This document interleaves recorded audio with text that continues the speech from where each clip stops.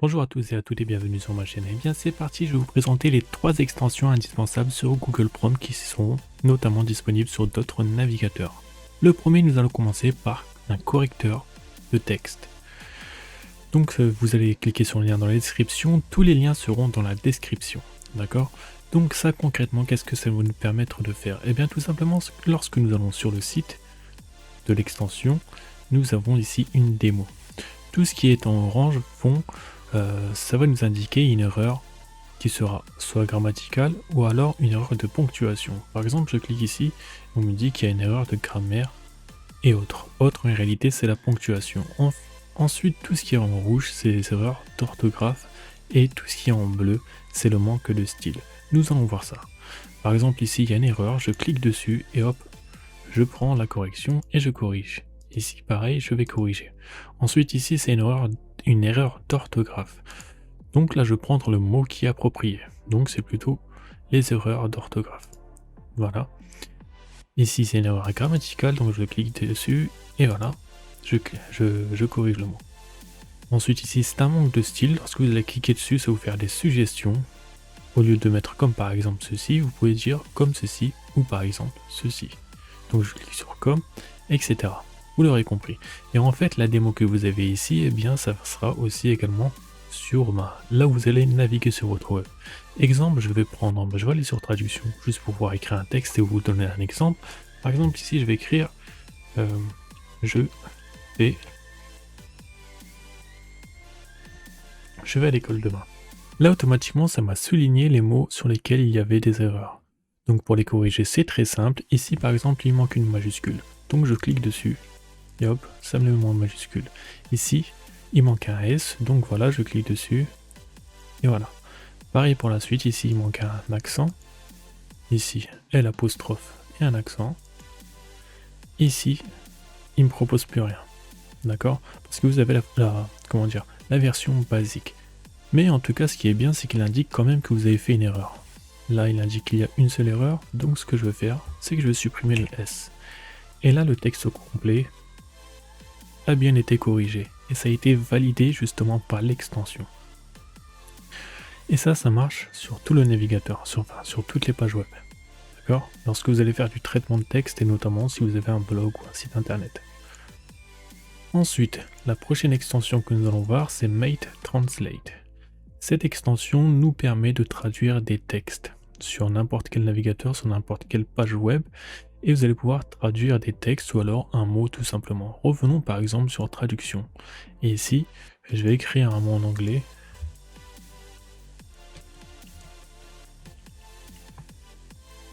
I go to school.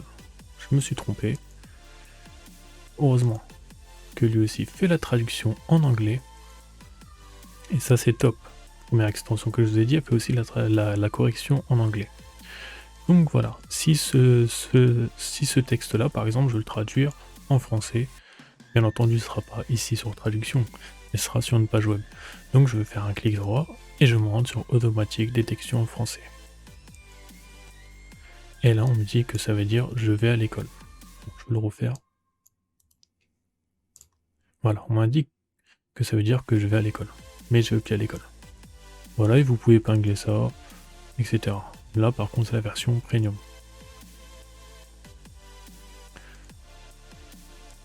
Ensuite,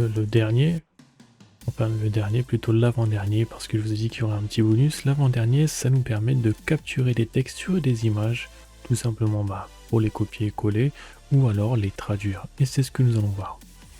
Lorsque vous aurez installé l'extension, normalement sur toutes les extensions que je vous ai présentées, vous n'avez pas besoin de vous inscrire, mais si toutefois vous ne pouvez pas utiliser l'extension, inscrivez-vous, c'est gratuit, et vous avez une version gratuite qui vous suffira amplement.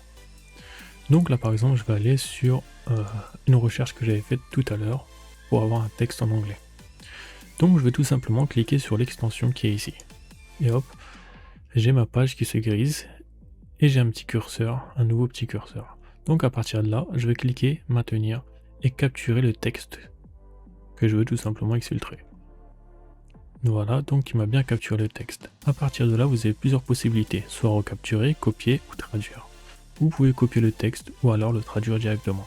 Là, je vais cliquer sur traduire. ça va m'orienter sur Google Traduction. Et ensuite ici, bien, la traduction n'est pas au top, mais ça c'est normal, ça dépend de Google, d'accord? Mais en tout cas, ce qu'on peut voir, c'est que ça nous a très bien copié notre texte. Voilà. Ensuite, nous allons voir la dernière extension qui est aussi intéressante, qui s'appelle Colorzilla, et qui est totalement gratuite aussi.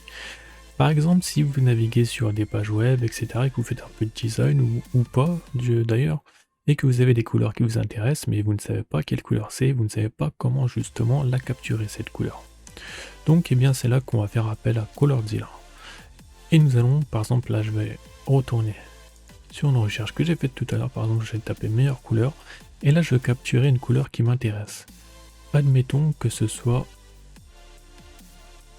par exemple, la couleur jaune qui se trouve juste ici. Eh bien, il me suffira tout simplement de cliquer sur l'extension, cliquer sur Page Color Picker Active, et voilà. Là, ici, on voit qu'on a une petite barre qui s'est affichée. Ici, c'est la couleur qu'on a dans le viseur. Par exemple, si je me mets là, ça va se mettre en orange. Ici, on a le code couleur, etc. Donc, par exemple, je voulais capturer le jaune, il me suffit d'aller dessus, de cliquer, et ça m'a capturé la couleur. Ensuite, pour pouvoir prendre cette couleur, je vais tout simplement retourner sur l'extension, cliquer, et aller sur Color Picker. Et à partir de là, je peux copier le code couleur pour le recoller sur mon site ou alors sur mon logiciel de design. Voilà, c'était tout, vous trouverez les liens dans la description et j'espère qu'en tout cas vous utiliserez ces extensions, en tout cas moi je les utilise presque tout le temps et j'espère que ça vous plaira, que ça vous aidera. Si vous avez aimé cette vidéo, n'hésitez pas de vous abonner pour m'aider à votre tour, de liker, de partager, de commenter, ça me ferait extrêmement plaisir et je vous dis à une prochaine pour une prochaine vidéo. Ciao.